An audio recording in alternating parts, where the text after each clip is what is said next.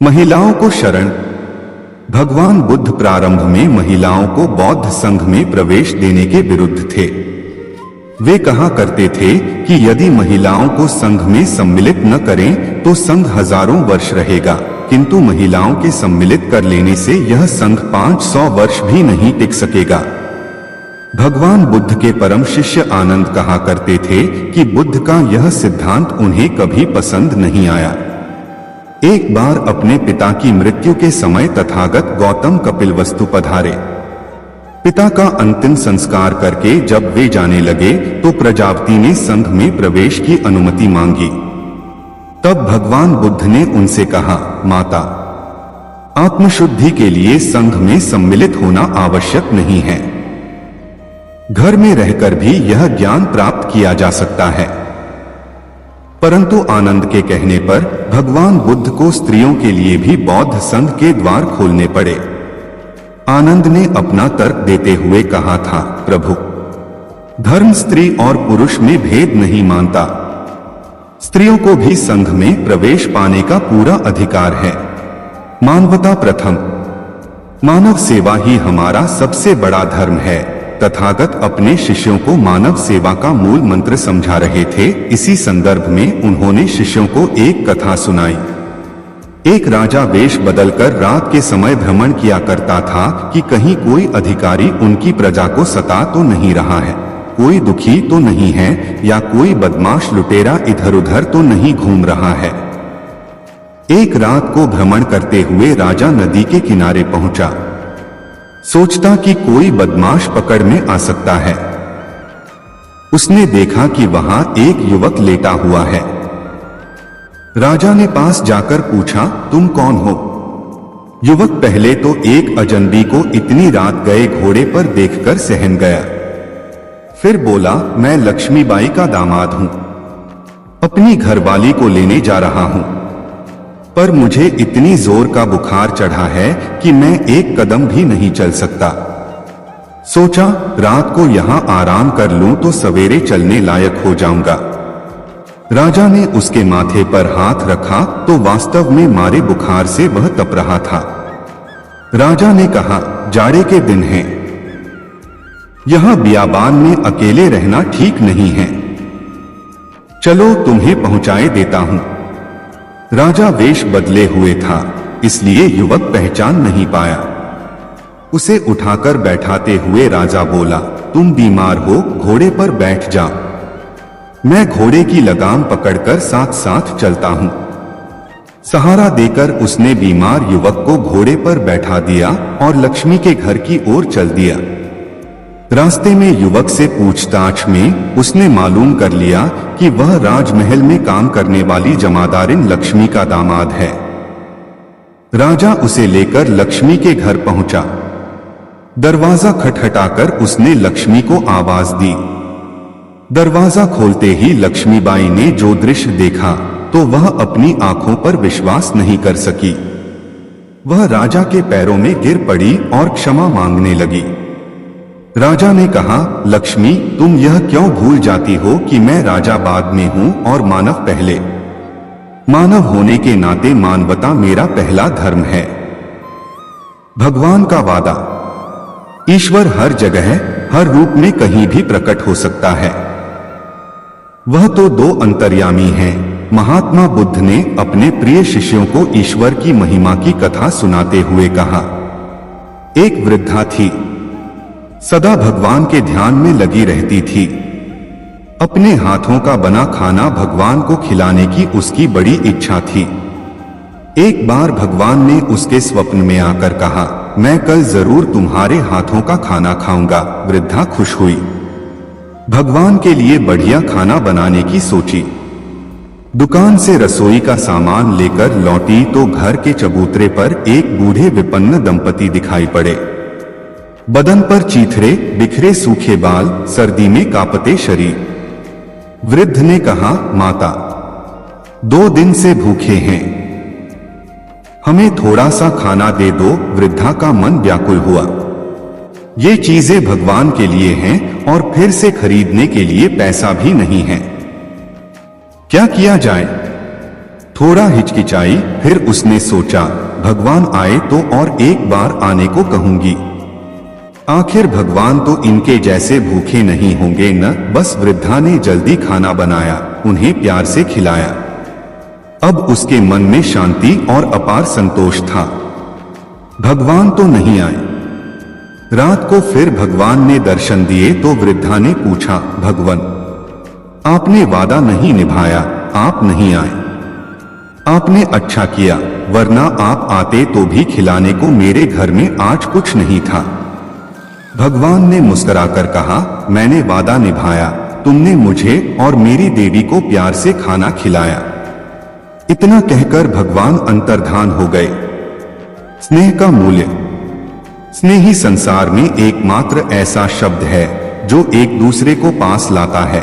महात्मा बुद्ध ने अपने शिष्यों के स्नेह का मूल्य समझाते हुए हथिनी के एक सुंदर व चंचल शिशु की कथा सुनाई। एक हथिनी ने एक सुंदर शिशु को जन्म दिया। वह बड़ा होने लगा। उसे हाथियों का उपद्रव अच्छा नहीं लगता था। वह हाथियों के दल को छोड़कर एकांत में चला जाता और सोचता, हाथी क्यों उत्पात मचाते हुए जीवों को सताते हैं। एक दिन वह हाथी एकांत में बैठा हुआ था। सहसा उसकी दृष्टि सामने एक वृक्ष पर पड़ी। वृक्ष पर एक कृष्णकाय बंदर बैठा था। वह उदास लग रहा था। हाथी उससे बोला, बंदर भाई, बड़े दुखी दिखाई दे रहे हो, बताओ तुम क्यों दुखी हो। बंदर बोला, मैं शरीर से निर्बल हूं, मेरे साथी मुझे छोड़कर चले गए हैं, इसलिए मैं दुखी हूं। हाथी धीरज बंधाता हुआ बोला, तुम चिंता मत करो, मैं जा रहा हूं, तुम्हारे साथियों को बुला लाऊंगा। यदि वे नहीं आएंगे तो मैं तुम्हारी सेवा करूंगा। हाथी बंदर के साथियों की खोज में चल पड़ा। कुछ दूर जाकर उसने देखा कि एक वृक्ष पर कुछ बंदर उदल कूद कर रहे हैं। उसने सोचा, ये सब ही उस बंदर के साथी हैं। बंदर हाथी को देखते ही डरकर भागने लगे। हाथी ने प्यार से बंदरों को रोकते हुए कहा, मुझसे डरो नहीं, तुम सब मुझे अपना प्रिय भाई समझो। बालक हाथी के स्वर में प्यार था। बंदरों ने ऐसा अद्भुत हाथी कभी नहीं देखा था। वे आश्चर्य से हाथी की ओर देखने लगे। हाथी पुनः बोला, तुम सब अपने बीमार साथी को अकेला छोड़कर क्यों चले आए हो। किसी बीमार को असहाय छोड़ देना अधर्म है। वापस लौटकर उसने दुखी बंदर से कहा, मैं तुम्हारे साथियों को ढूंढ लाया, अब ये कभी तुम्हें छोड़कर नहीं जाएंगे। हाथी के उपकार ने उदास बंदर का मन हर्ष से भर दिया। हाथी की विनम्र वाणी ने सभी जीवों में नए प्राण भर दिए। जो प्यार से बोलता है, दूसरों का उपकार करता है, उसकी पूजा सभी लोग करते हैं। क्रोध सबसे बड़ा शत्रु। एक भगवान बुद्ध क्रोध को व्यक्ति का सबसे बड़ा शत्रु मानते थे। इसी विषय पर भगवान बुद्ध ने अपने शिष्यों को उपदेश देते हुए एक उदाहरण प्रस्तुत किया। एक पंडित जी महाराज क्रोध न करने पर उपदेश दे रहे थे। कह रहे थे, क्रोध आदमी का सबसे बड़ा दुश्मन है, उससे आदमी की बुद्धि नष्ट हो जाती है। जिस आदमी में बुद्धि नहीं रहती वह पशु बन जाता है। लोग बड़ी श्रद्धा से पंडित जी का उपदेश सुन रहे थे। पंडित जी ने आगे कहा, क्रोध चांडाल होता है, उससे हमेशा बचकर रहो। भीड़ में एक और एक जमादार बैठा था, जिसे पंडित जी प्रायः सड़क पर झाड़ू लगाते हुए देखा करते थे। अपना उपदेश समाप्त करके जब पंडित जी जाने लगे तो जमादार भी हाथ जोड़कर खड़ा हो गया। लोगों की भक्ति भावना से फूले हुए पंडित भीड़ के बीच में से आगे बढ़ रहे थे। इतने में पीछे से भीड़ का रेला आया और पंडित जी गिरते गिरते बचे। इस धक्के में वे गए। फिर क्या था, उनका पारा चढ़ गया। बोले, दुष्ट, तू ये 69/167 मरा। मैं भोजन करने जा रहा था, तूने छूकर मुझे गंदा कर दिया, अब मुझ स्नान करना पड़ेगा। उन्होंने जमादार को जी भरकर गालियां दी। असल में उनको बड़े जोर की भूख लगी थी, और वे जल्दी जल्दी यजमान के घर पहुंचना चाहते थे। पास हो में गंगा नदी थी। लाचार होकर पंडित जी उस ओर तेजी से लपके। तभी देखते हैं कि जमादार उनसे आगे आगे चला जा रहा है। पंडित जी ने कड़क कर पूछा, क्यों रे जमादार के बच्चे, तू कहां जा रहा है? जमादार ने जवाब दिया, नदी में नहाने। अभी आपने कहा था न कि क्रोध चांडाल होता है। मैं उस चांडाल को छू गया, इसलिए मुझे नहाना पड़ेगा। पंडित जी को जैसे कांट मार गया।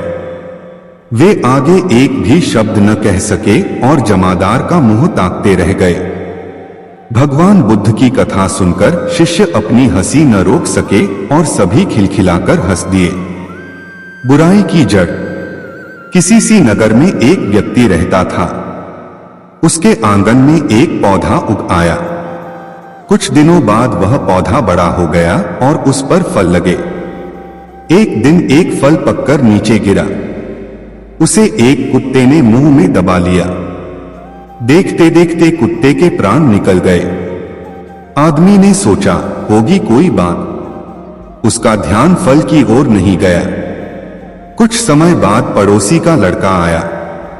बढ़िया फल देखकर उसका मन ललचाया।